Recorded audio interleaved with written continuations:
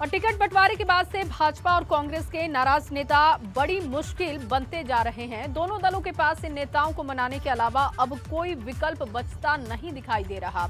ऐसे में भाजपा और कांग्रेस के पास सिर्फ एक दिन का वक्त है, क्योंकि 31 जनवरी को प्रदेश में नाम वापस लेने की आखिरी तारीख है। सोमवार शाम तक देखने वाली बात होगी कि भाजपा और कांग्रेस अपने कितने बागी नेताओं को मना पाते हैं और नाम वापसी करा पाते हैं। आपको बता दें कि प्रदेश भर में 750 प्रत्याशियों ने पर्चा भरा। इन 750 में से 35 से ज्यादा बागी भाजपा और कांग्रेस के लिए सबसे बड़ी चुनौती बने हुए हैं। भाजपा के लिए 22 बागियों को साधने की चुनौती है, जबकि कांग्रेस के 13 बागी मैदान में हैं, जिनको साधने के लिए दोनों दल खास रणनीति बना रहे हैं। बागियों को साधने के लिए अब दोनों सियासी दलों के पास सिर्फ सोमवार शाम तक का वक्त है।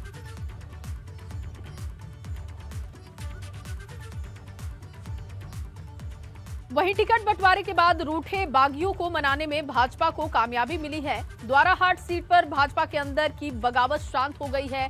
भाजपा के बागी कैलाश भट्ट को मनाने में मुख्यमंत्री पुष्कर सिंह धामी और भाजपा पदाधिकारी कामयाब हो चुके हैं, जिसके बाद कैलाश भट्ट और भाजपा मंडल अध्यक्ष उमेश भट्ट ने प्रेस कॉन्फ्रेंस भी की।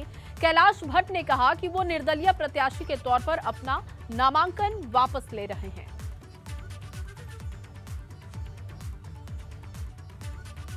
सीट से नेतृत्व के आश्वासन पर अपना नॉमिनेशन जो मैंने निर्दलीय के रूप में किया है उसको मैं वापस ले रहा हूं। मैं निश्चित रूप से भारतीय जनता पार्टी का कार्यकर्ता हूं, राष्ट्रीय स्वयंसेवक संघ का स्वयंसेवक हूं और मैं अपनी विचारधारा से बाहर जाने वाला व्यक्ति नहीं हूं और तन मन धन दोनों ही प्रकार से जितनी मेरी सामर्थ्य होगी अपनी पूरी ताकत के साथ इस विधानसभा क्षेत्र से जिसको हाईकमान ने कैंडिडेट बनाया है उसको जिताने का मैं प्रयास करूंगा। और पंकज लगातार देहरादून से हमारे साथ बने हुए हैं। पंकज, कैलाश भट्ट तो मान गए और उन्होंने अपना नामांकन भी वापस ले लिया, लेकिन क्या जो बाकी के बागी हैं उनको मनाना भारतीय जनता पार्टी के लिए इतना आसान होगा? ये इतना आसान समझ आता है क्या? क्योंकि कम से कम 35 ऐसे बागी हैं जो कि मुश्किल बढ़ा सकते हैं।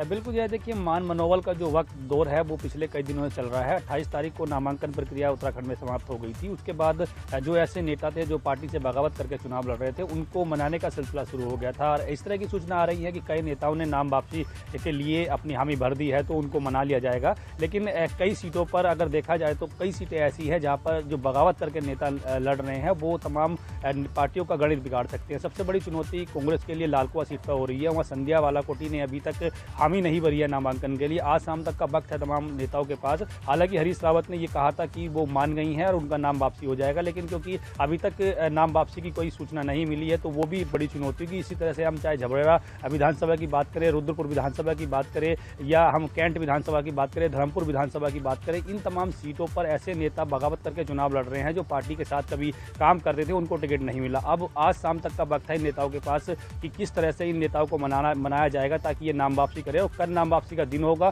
कल शाम तक अगर कोई नेता नाम वापसी नहीं करता है तो निश्चित तौर पर ये तमाम जो नेता बगावत करके पार्टी चुनाव लड़ रहे हैं वो दोनों ही पार्टियों का गणित बिगाड़ सकते हैं।